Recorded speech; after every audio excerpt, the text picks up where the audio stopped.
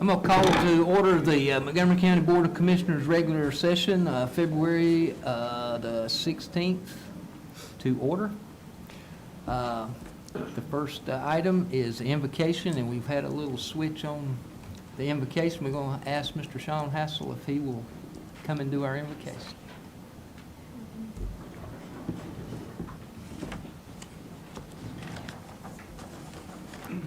Let's pray.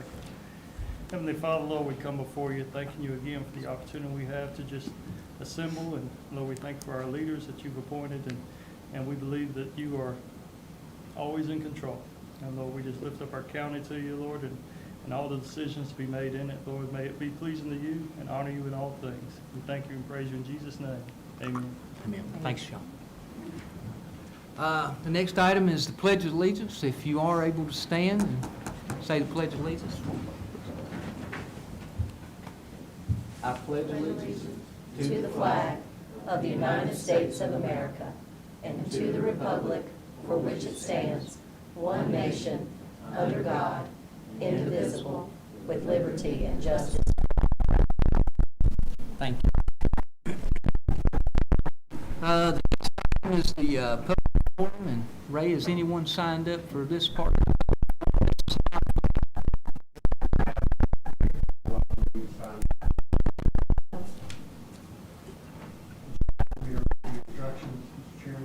I would, if you don't mind. The public comment period shall be for the purpose of allowing members of the public to comment on county business or items of the agenda.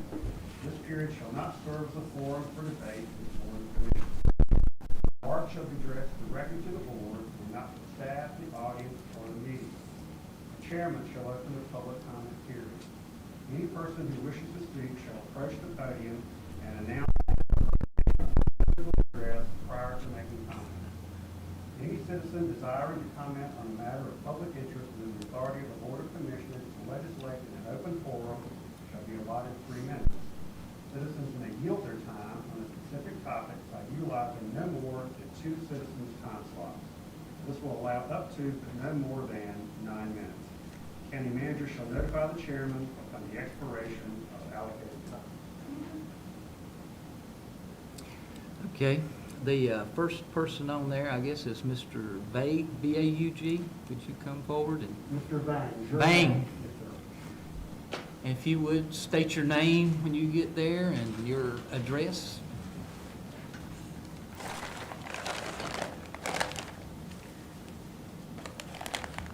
Good afternoon. I'm so happy to be here with you, and thank you very much, Mr. Ray Allen, to invite me to see all of you. My name is Wang. In Laos, I leading people to fight. We lost the country not by war, but political, and we refugee to this country. I had to help my people to language barrier or those things, and I had to lead them to come down here to work for macro industry and Jordan. Many people do good job in this county, and also they work very hard. I have been here for 34 years, since 1987, and I never leave a place so long like this one. And I lead my people down here. I feel they really need help, and sooner or later maybe I will go retire. Time for to help my people to settle down here and to find a place to look after them when they cannot take care of themselves. Somebody can watch over there, helping them. That's what Minnesota, they do that, and they work very well. People move down here, they have to move back over there. When they retire, they cannot do anything. And over there they can take care. And not only that, but we have some land for them to come together in my village. Mr. McCrae give me some land over there, but now we don't have much more land, and we would like the land right in front of high school and Highway 109. And the other side is a railroad train. This side is Highway 109. I don't know, possible for the county to look after for us. And also, I would like very much to know that the high school move. Before I have some land over there, but I cannot do anything because too much traffic. And the high school move, a lot of opportunity. Maybe we can use building over there to build, like a housing for the people cannot go to hospital, stay in the hospital, and the children can watch them. We would like very much some people to move down there and work together to help each other. But I don't know how county can help us, can give us any opportunity on that. And I would, Mr. Ryan, okay, and I would like very much for them to learn to be Christian and also to have hope. And that's, thank you very much you all to listen me and to give me opportunity to see all of you. And I hope to have something in hope. And if anybody want to contact me, I have the paper here. Thank you for giving me this opportunity to meet you. God bless you all. All right, thank you. Ray, do you want to pronounce the second one? I don't have it in front of me. Oh, you don't? And I don't. Is it Vaughn, V-O-N-G-S? Is that? Yeah, that's you. Come on forward, sir, and state your name and address, please.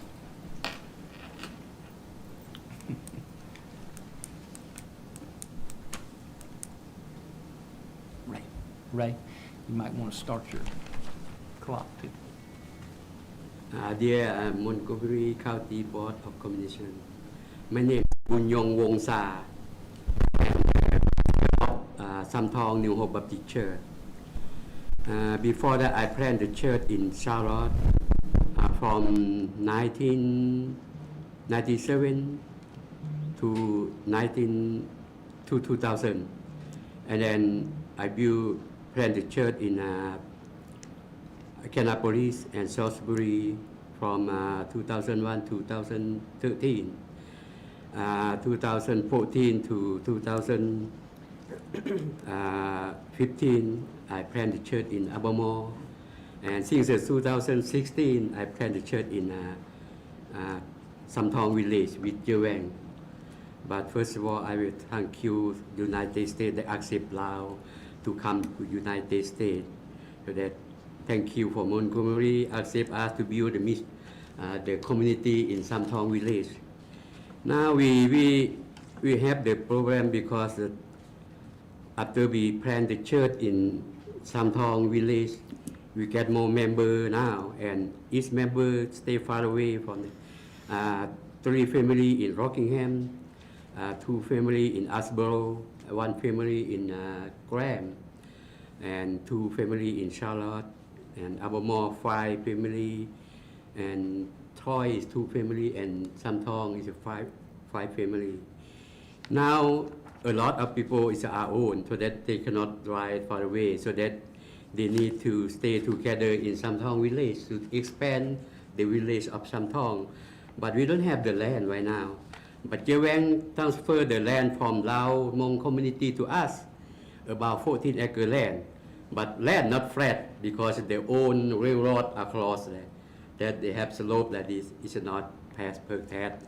If possible, if we saw the land like in what you call Montgomery County School Board in front of high school there on Highway 109, if you can sell to us. I don't know how much the price per acre. We really want to have the land for build the house for people live together, take care each other because we are old right now. And they close to the church. We have the land for the church right now here. If you get the land, might be good for us, but that's what we need right now. Okay. Thank you. We haven't made any decisions on that yet, so. Okay.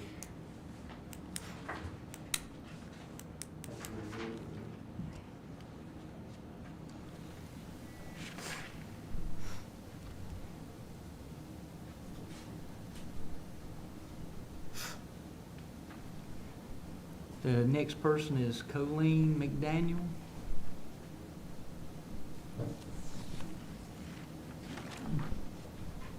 Hello. Hello. Hi there. I'm Colleen McDaniel. I'm a landscape designer and contractor, and I have land right next to Halterwanger Retreat, removed by one cabin, about 100 feet distance to my property. I'd like to echo, first of all, the comments that Chris Cagle and Donnie Vicker made at the last County Board of Commissioners meeting. Halterwanger Retreat has been and could remain an asset to the county and the region as a rental nature retreat. And I will add an asset through preservation to the natural and wild spaces of the Uwharries for now and for the future world. I'm proposing to form the Halterwanger Retreat and Nature Preserve, a nonprofit entity partnering with Montgomery County and other regional partners. I will advocate for the retreat to continue with the mission statement reflecting many of the original goals of Dr. Halterwanger that he set out to accomplish in his dedicated memorial to the death of his daughter. I'd like to help preserve the legacy that Dr. Halterwanger will leave and to preserve the diverse, rare, unique ecosystem located in the heart of the Uwharries and to create an outstanding model of church, community, and local business partnerships. Such an institution would need to adapt to changing economies and demographic shifts, but a well-thought-out management plan and business strategy, sustainable programming, and outreach will make the retreat successful long into the future as a nonprofit flagship. This is a pathway for keeping the two cabins as a nature retreat, situated in an extremely geological unique location, surrounded by a national forest, the Uwharrie National Forest, part of the Uwharrie Mountains, which are the oldest mountains in North America, located on the Yadkin River chain, right where the Uwharrie River meets the Yadkin River and becomes the PD. Also, Upper Lake Tillery. An added bonus is that Morrow Mountain State Park is directly across the water from the cabins. There will be no commercial or industrial development on all sides of the property. Dr. Halterwanger knew this place was incredibly fragile and special, and he wanted to preserve the land, a cliff overlooking Lake Tillery, and introduce the youth of the day to the wonders of nature. I propose that with a financially viable operating agreement for leasing the two cabins and the land that belongs to Pfeiffer from Montgomery County, the yet-to-be-formed Halterwanger Retreat and Nature Preserve will serve this community and the region. For your consideration. Thank you. Thank you. Thank you.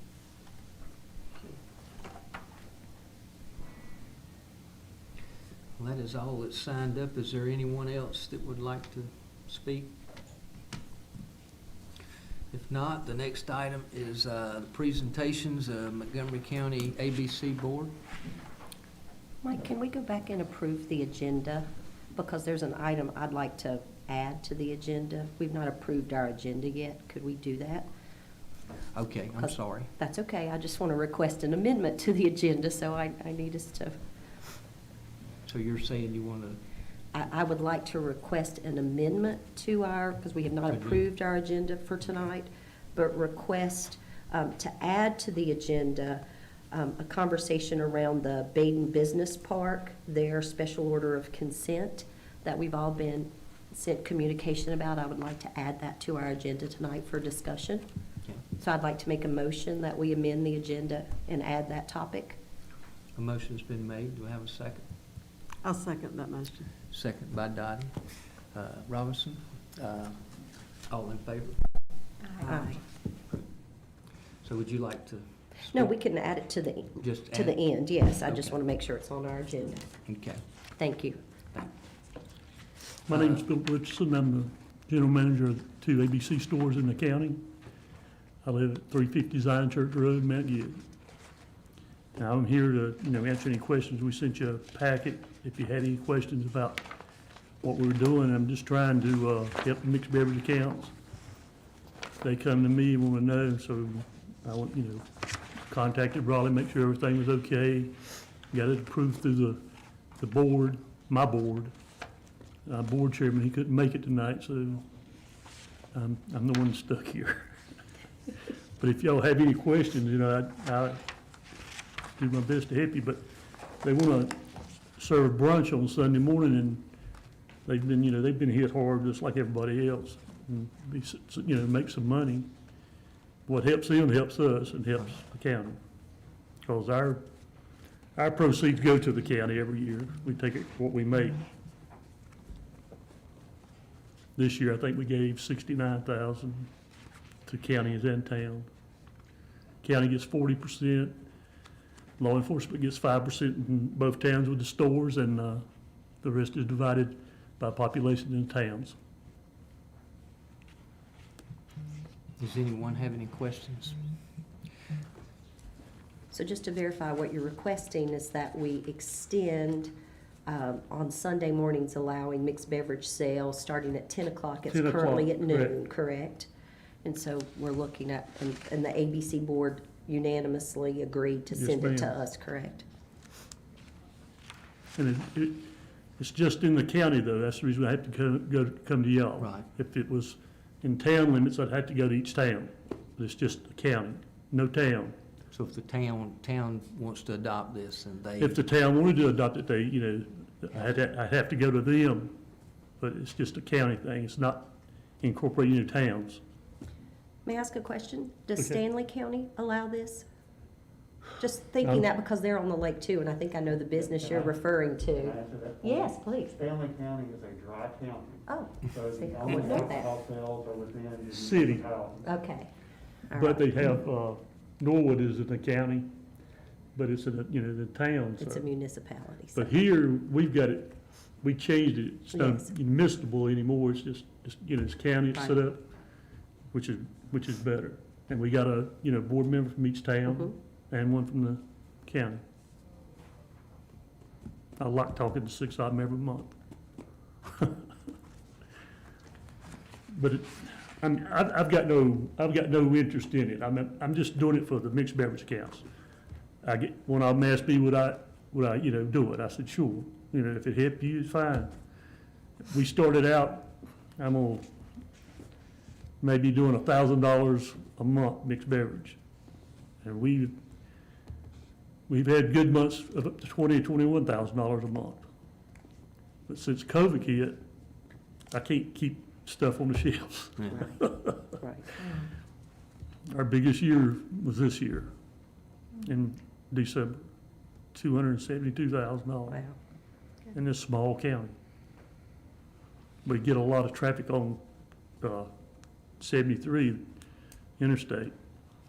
We get from Ohio, we got a lot of people from Ohio coming by there, stop on the way to the beach. A lot of them like to come in because they said they like the way the store was, so.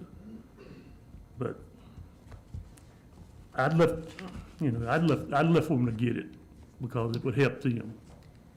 And I know they've had it rough.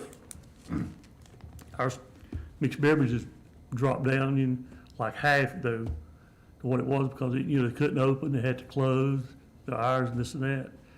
But the one that wanted it at 10 because they serves a brunch, it's up in Bay Lake area. It's Scallywags, right?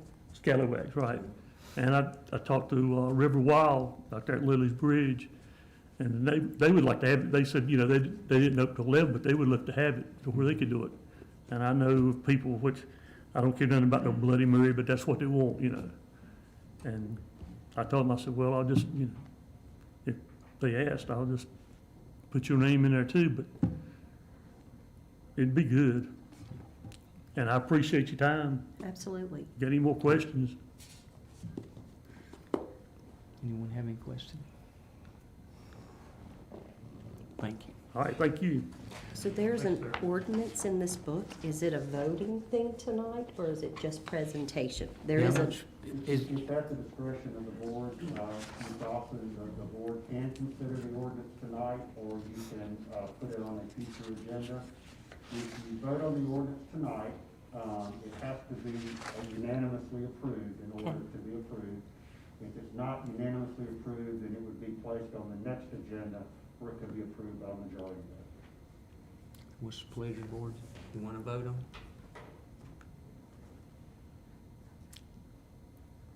Would someone like to make a motion, and we adopt it, and we'll see how it goes? I'll make a motion that we adopt. Motion's been made by Commissioner Dawson. We have a second.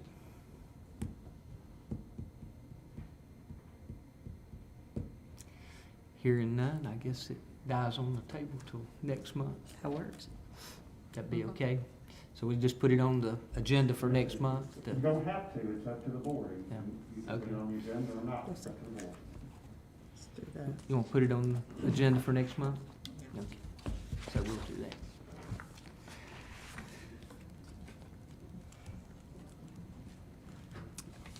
The next item would be LKC Engineering.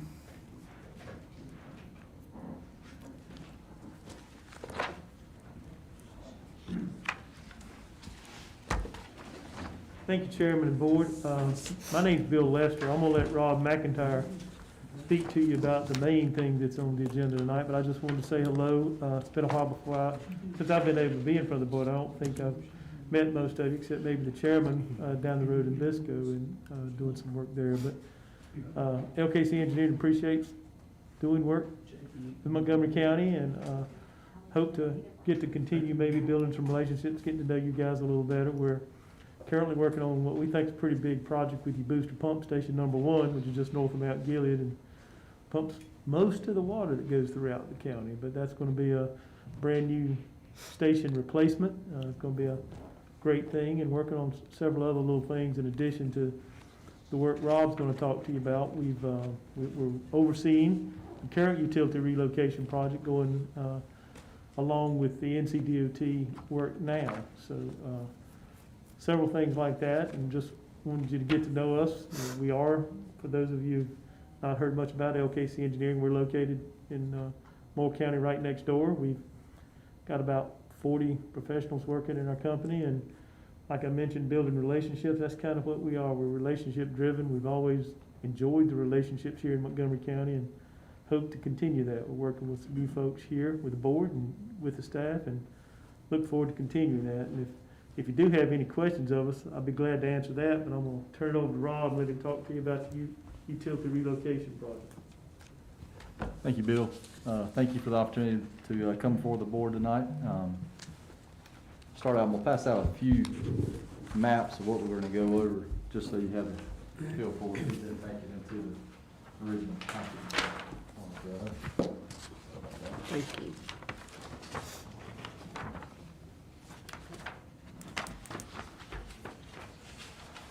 Thanks, sir. Oh,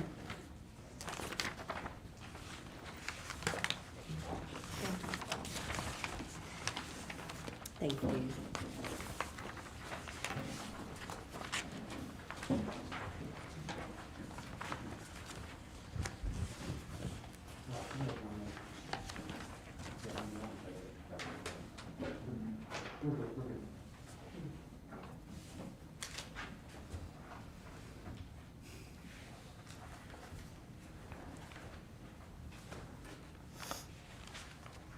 Okay, so the maps you have in front of you tonight are the existing utilities that are part of this phase, what we'll call phase 3. It's actually DOT number R2527.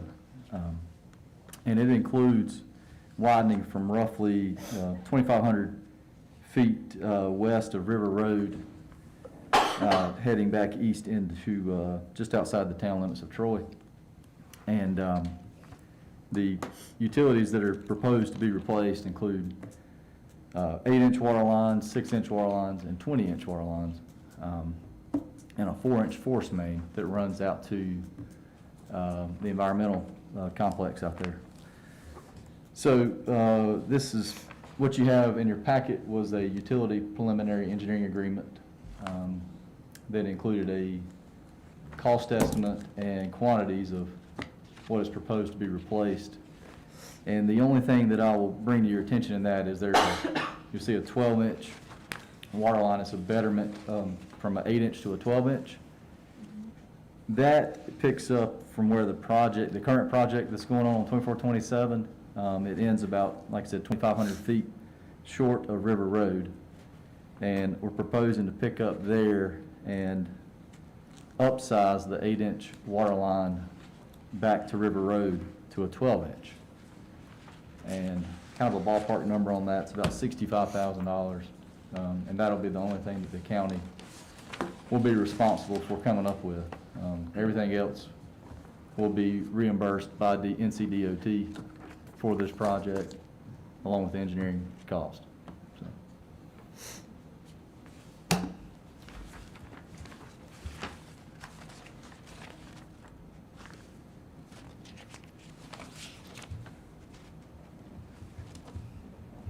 And I'm just really just trying to bring it before you get it in front of you tonight.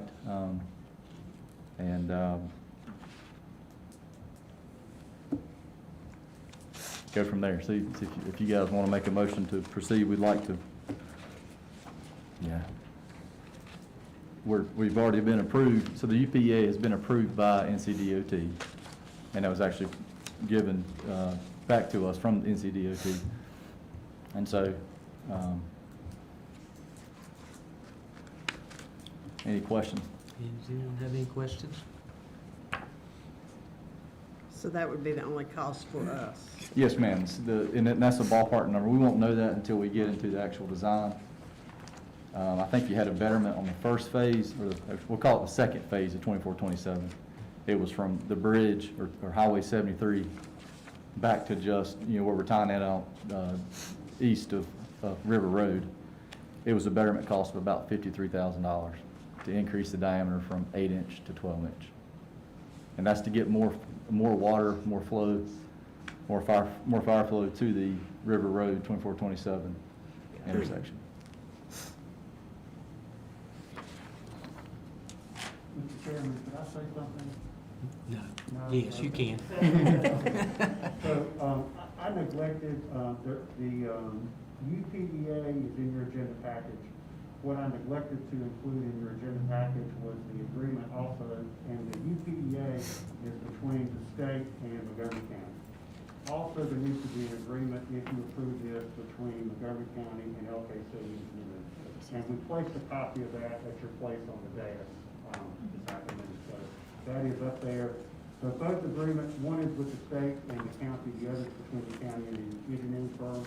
It's also the same thing for these design costs, all of which will be paid for by NCDOT. And we can approve both of these at the same time? Yes, sir.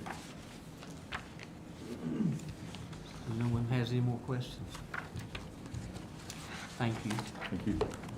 So do we need to make a motion that we approve Yeah, them? do we have a motion to approve this agreement between the county and DOT? I make a motion to approve. Motion's been made by Commissioner Housel. Do I have a second? A second. Second's been made by Commissioner Dottie Robinson. All in favor? Aye. Any opposed? Thank you. Thank you. Thank you.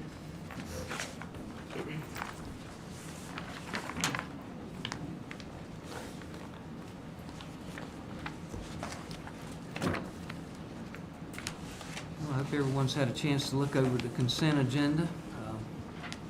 Any questions in the consent agenda?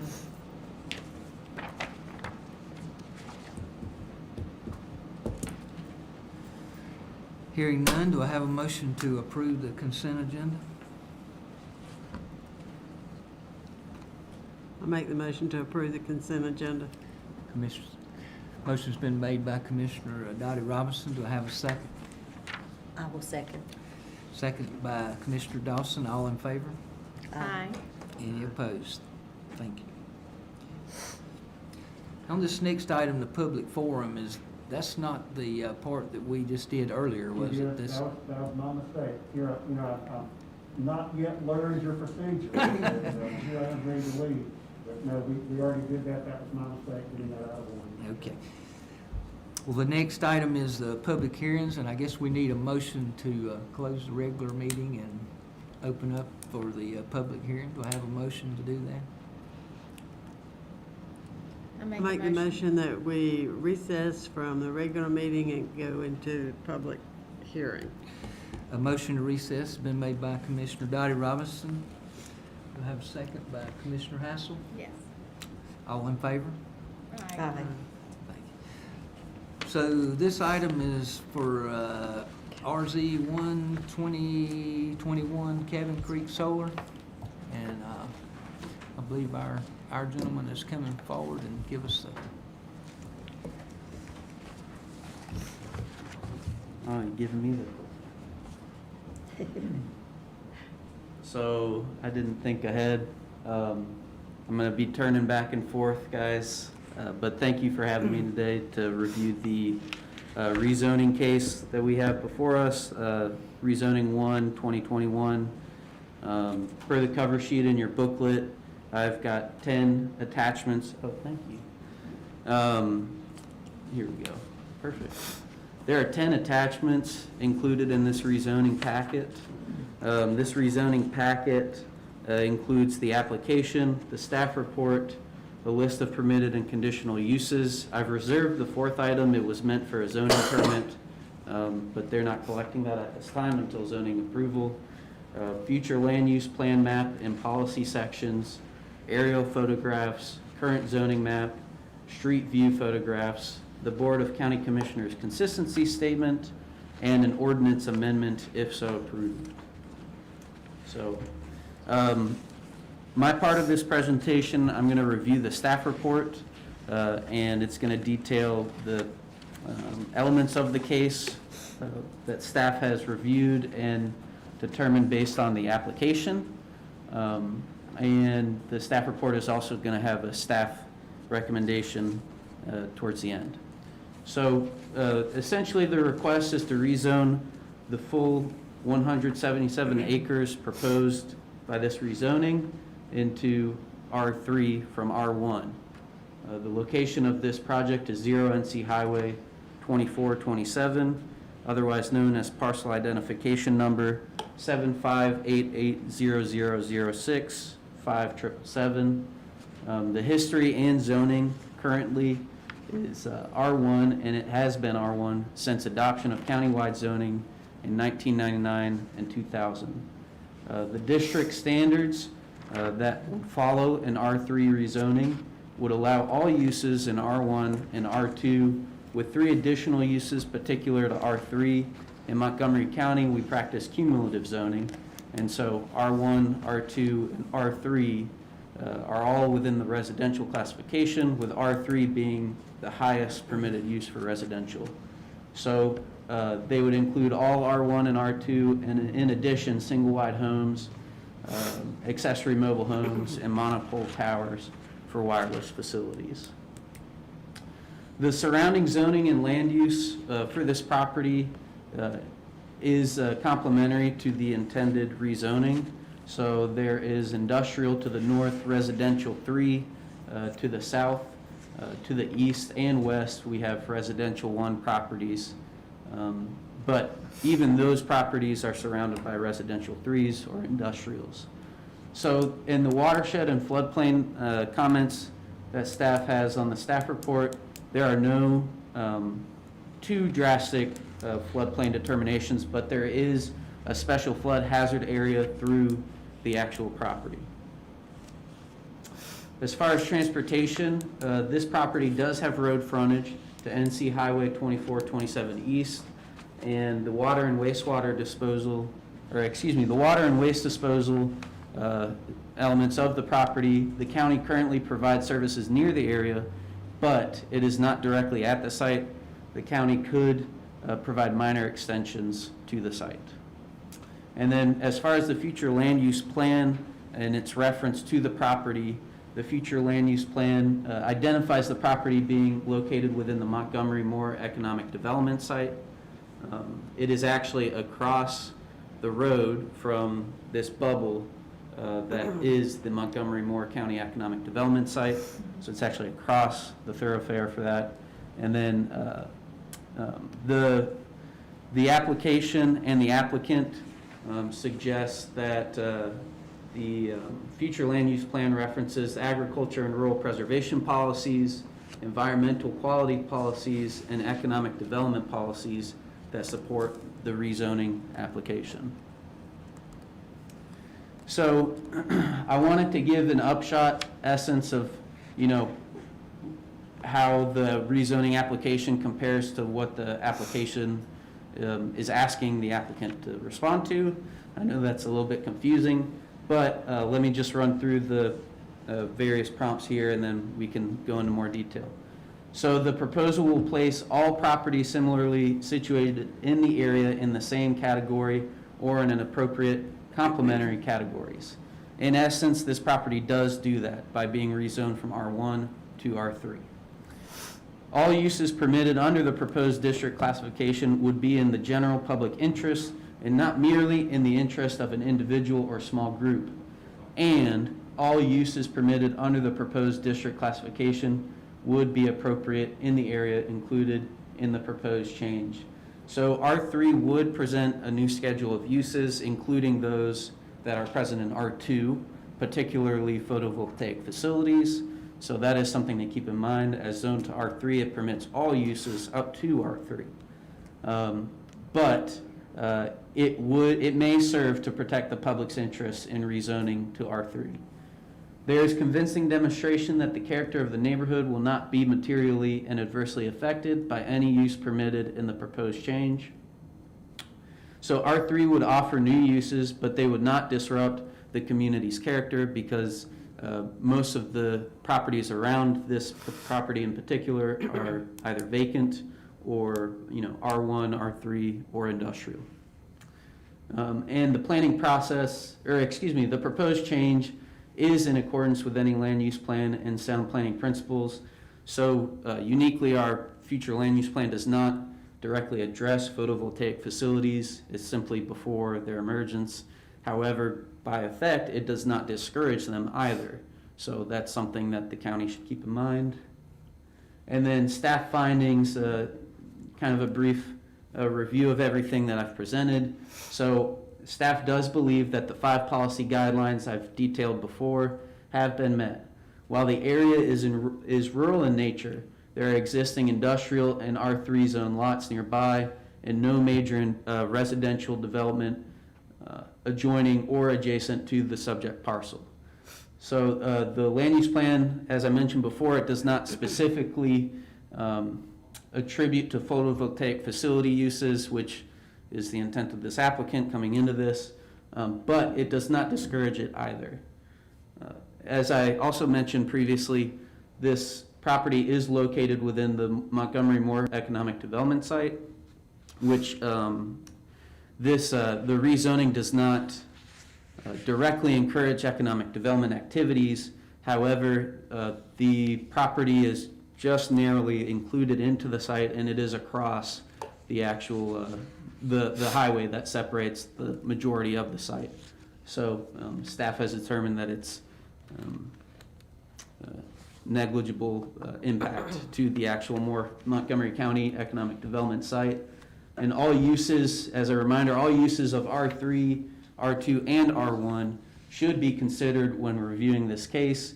And just to review the January Planning Board meeting, the Planning Board did recommend to approve rezoning 1/2021. Anybody have any questions?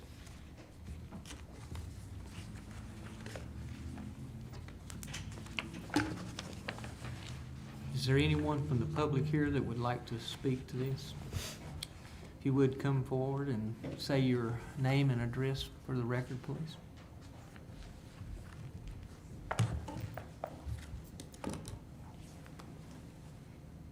Good evening, Mr. Chair, members of the board. My name is Karen Kimmerite, and I'm an attorney with the law firm of Fox Rothschild in Raleigh, and my business address is 434 Fayetteville Street, Raleigh, North Carolina, 27604. And thank you for having me here today. There's a few other members of the applicant who are also here this evening. But obviously, I'm here on behalf of the applicant, which is Cabin Creek Solar LLC, and the property owner, which is Hunter Land and Timber LLC. And as Mr. Putman, he did such a good job of providing information about our application. There's probably not a whole lot that I really need to add, but this is our rezoning request from the zoning classification of residential 1 to residential 3. And the reason for the rezoning is so that Cabin Creek Solar can construct a solar farm on the property and then sell the clean energy that's produced from the solar farm to Duke Energy so that it can provide the clean energy to customers in the area. I did want to make one minor clarification, is that the acreage for the parcel is not 177 acres, it's 117 acres, but that's just a minor clarification. I'll be brief because we have a recommendation of approval from the planning staff, unanimous recommendation of approval from the planning board, and there has been no concern and no opposition about this request for rezoning. But I did want to just go through and just highlight a few of the most important aspects of our application. So the solar farm is being proposed in a really excellent location for a solar farm, because it will have, in this location, no impact whatsoever upon the area or any of the adjacent properties. It will be located adjacent to Highway 24. And then the surrounding properties, as Mr. Putnam mentioned, have residential zoning classifications or zoned industrial. And then I think what's particularly important is that the parcels to the south, which is a large number of parcels, are all zoned residential 3. So this requested zoning classification will be in accordance with the vast majority of the zoning classifications in the area. And the property to the north is about 150 acres. And it is zoned industrial. The property to the south is much smaller. It's only about 0.4 acres. It's zoned R3, but it's vacant. The property to the east, actually there's 2 properties adjacent to the east, and they're zoned R1. One of the properties is 9 acres and the other one is 45 acres, and both of them are also vacant. And then the property to the west is 76 acres and it's zoned R1. But again, the properties to the south are zoned R3 already. And we've already presented a site plan with our application, and as you can see from the site plan, there'll be a significant buffer from all of the adjacent property lines. So there will be there'll be 100 feet from the solar farm to the adjacent properties. And so I'd like to just move on and just briefly touch upon how we've met the requirements for granting the rezoning. The first criterion is that the proposal will place all properties similarly situated in the area in the same category or inappropriate complementary categories. And the property will all be zoned R3 upon the rezoning. And the current zoning classification of R1 and then the proposed zoning classification of R3 are really very similar zoning classifications. And the only differences between the R1 and the R3 is that with R3, solar farms will be permitted, mobile homes, and monopole cell towers will be permitted. However, our request is only for the solar farm that we're proposing. The applicant has no interest in constructing mobile homes or a cell tower. That is not what we are intending to do. And if the county had a conditional zoning possibility in which you could provide conditions to rule out other uses, we would absolutely have done so to state that the only use that's being proposed is for the solar farm. Even though there is not a conditional zoning opportunity, it really doesn't matter because the applicant is ready to begin constructing the solar farm as soon as we receive approval for the rezoning and can move forward with the site plan approval. Cabin Creek Solar has already entered into a purchase power agreement with Duke Energy, and typically that is a long process to achieve, but that has already occurred, and Duke Energy is expecting the power from this facility to help provide electricity in the area. And so our application also shows that we've demonstrated that all uses permitted under the R3 zoning classification would be in the general public interest and not merely in the interest of an individual or a small group. Again, as I mentioned, we are only proposing to develop a solar farm on the property, and Cabin Creek Solar has the PPA, the purchase power agreement that I mentioned with Duke Energy. And the rezoning will be in the public interest because the solar farm will produce solar energy, which is a clean, inexpensive, and unlimited resource with little environmental impact. And just very simply described, solar farms are passive facilities that receive sunlight and convert the sunlight into clean energy. Solar farms are also extremely low-impact uses, and they do not in any way adversely affect the public due to traffic, noise, environmental considerations, or light pollution. And in regard to traffic, the solar farm, once it's been constructed, will be an unmanned facility, and it will generate very little traffic. The solar farm will have about 1 to maybe 2 vehicle trips per month, and those are from contractors who will come to monitor or perform or provide any maintenance on the equipment and to provide mowing underneath the solar panels.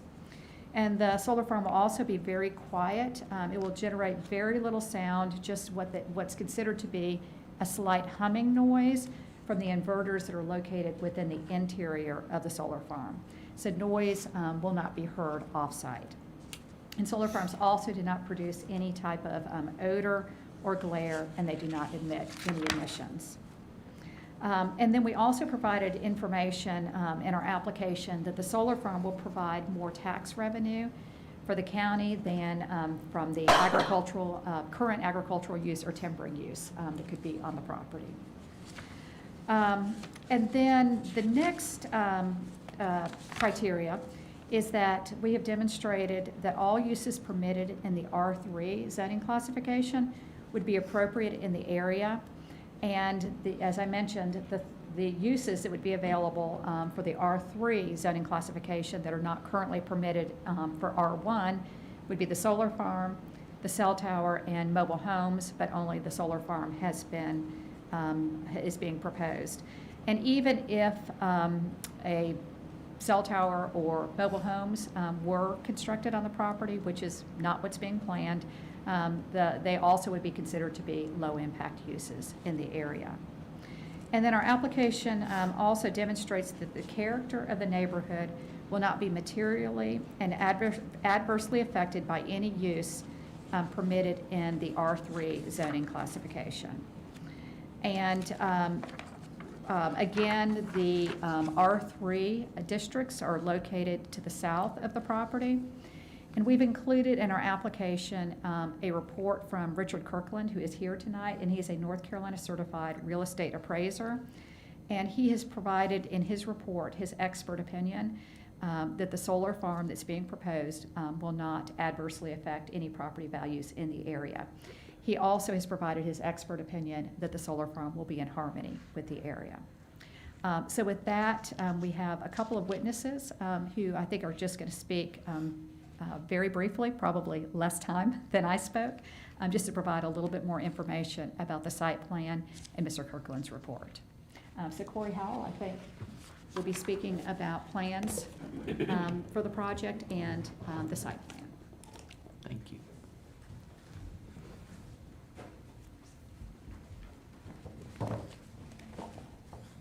Good afternoon, Mr. Chair and members of the Commission. Thank you for having us here tonight. I will be brief. My name is Corey Howell. I'm a licensed professional civil engineer here in the state of North Carolina. My office address is 421 Fayetteville Street in Raleigh. And I just want to touch on a few items and a few elements of the zoning site plan that was included in your agenda packet tonight. First of all, there was an area shown on the property that was hatched out, and we delineated the maximum extents of the project. We're still in the early planning stages. Obviously, we're at the zoning stage right now, so what we were working to identify the maximum area that could be developed.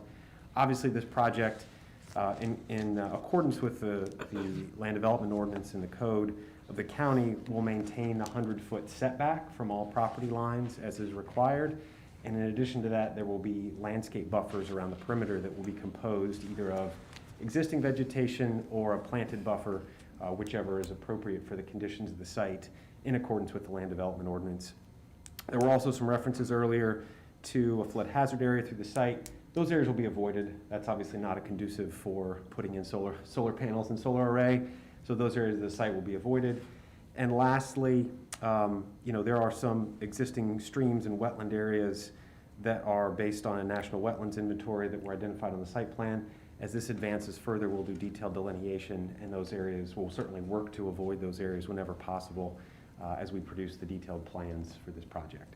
So I'm happy to answer any questions. I just wanted to summarize on some of the civil engineering and site plan aspects of the project. Anyone have any questions? Thank you. Thank you.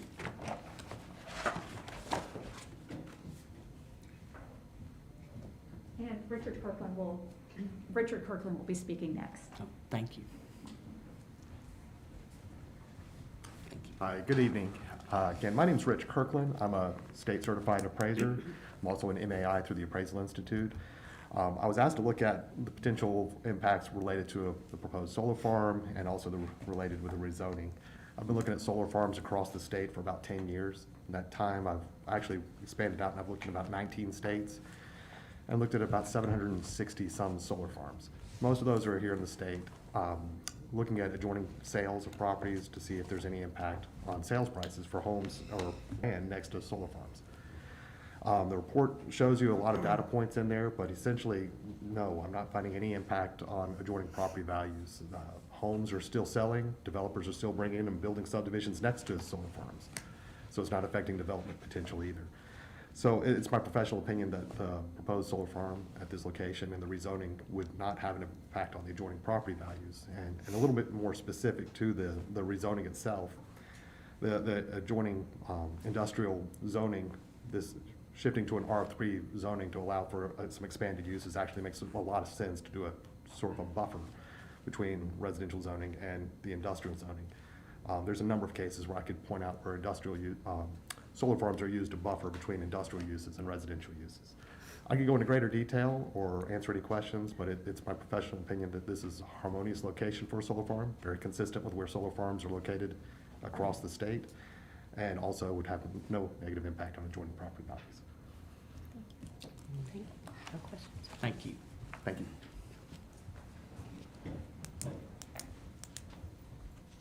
And the last person who will be speaking is Chris Sandifer.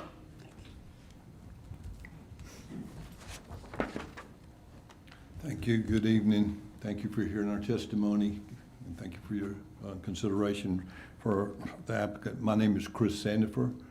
I'm a licensed electrical engineer in the state of North Carolina. I'm a licensed electrical contractor in the state of North Carolina with unlimited classification. I am the engineer of record for hundreds of sites very similar to this across North Carolina, also in other states as well. I'm also a farmer, and I've got about 100 acres under panels right now of family farmland. So I've installed them, I've removed them, I have land that's owned them, so I'm fairly familiar with the whole process. If you have any questions, I just want to state there's over 7,000 megawatts. This would be around a 10 megawatt project, but there's already 7,000 megawatts connected in North Carolina. The type of facility would be very similar to what you already have in this county. And I would just state without hesitation or any type of equivocation that it will not impact the health and safety of any of the residents of Montgomery County. And I also mention this, I serve on the planning board in Nash County where I live. And the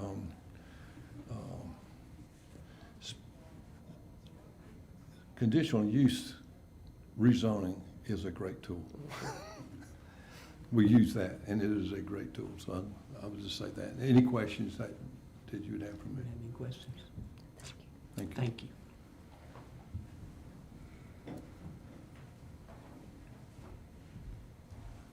Thank you very much. That's all that we have, but we can answer any questions if you have any. I guess the only question I have is the cell tower. I know you said he has no plans of doing it now, but a few days down the road, he decides to do that, and a lot of people really don't like the cell towers because they flash the lights and they say they're just, they're not good around their property. So I don't know if there's anything that, that we can do to say that there's, you can do the solar farm, but, if you have to come back, say you wanted to put a cell tower, that you would have to come back. I don't know. And that might be a question for you. I don't know. Yeah, I'd be glad to answer. So at the moment, no, there's nothing, there are no limitations that you may impose to restrict that development. As was mentioned a few times in the presentations was this topic of conditional zoning, Right. which is being included in some proposed changes to comply with new state regulations. So it's coming, but at the moment we don't have that ability. What I can say, though, is that the property is being developed. There would be no room on this parcel for a cell tower because the entirety of the property, with the exception of the buffers, is being planned for the cell tower.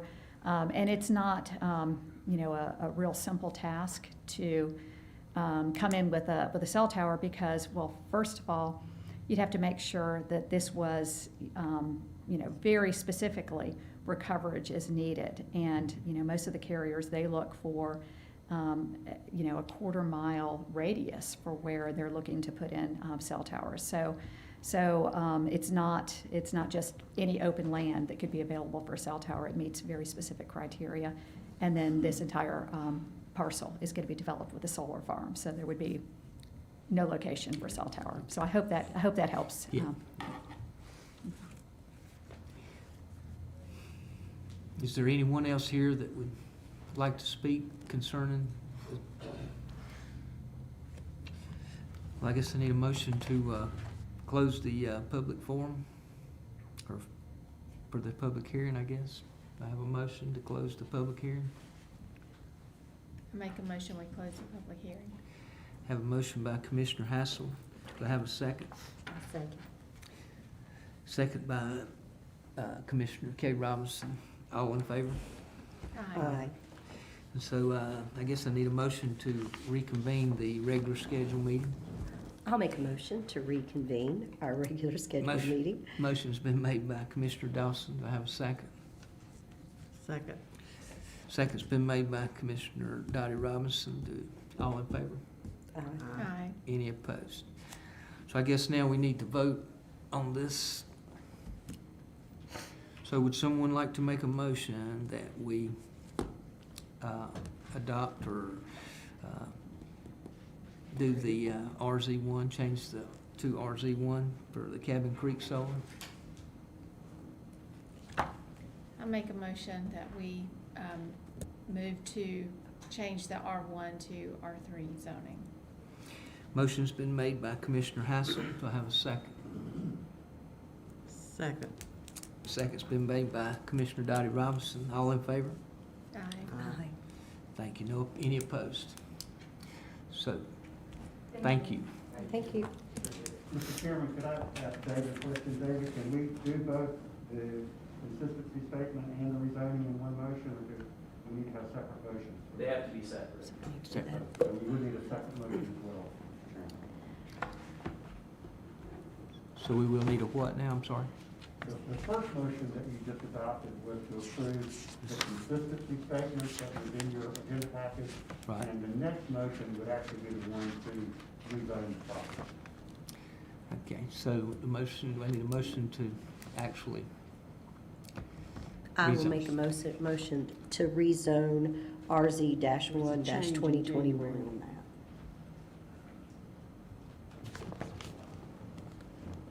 according to this.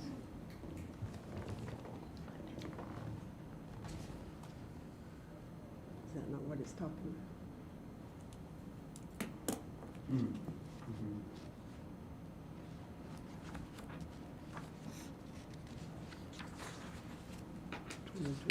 So they still have to be separate, but it's just, it's at what time the motion can be separate. So it's prior, sorry, let me elaborate. So, prior to January 1st of 2021, the motion to amend, or the motion to adopt a consistency statement was required to occur before a rezoning were to occur.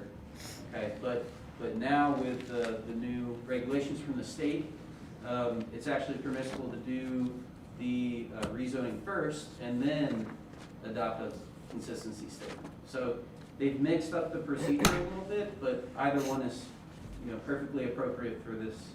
So we can just do the consistency statement now? Yes, Which yeah, says so they still have to be two separate motions, but, right, it's the question of at what point in time they have to be two separate motions.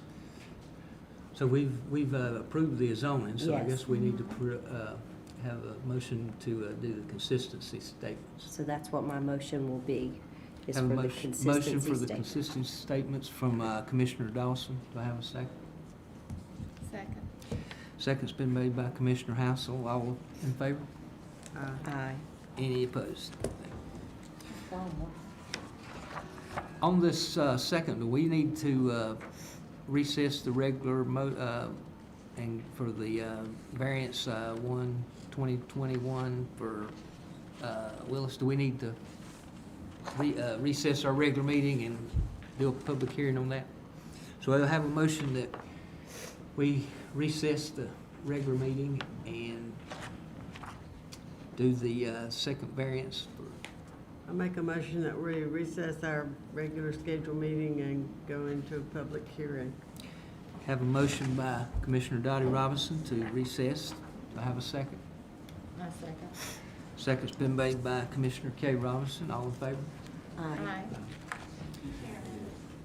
You have to go as the Board of E&R.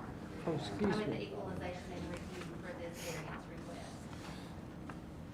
I amend my motion to say Board of E&R then. So motion's been made by Commissioner Dottie Robinson for the ENR. I second. Second's been made by Commissioner Kay Robinson for the, all in favor? Aye.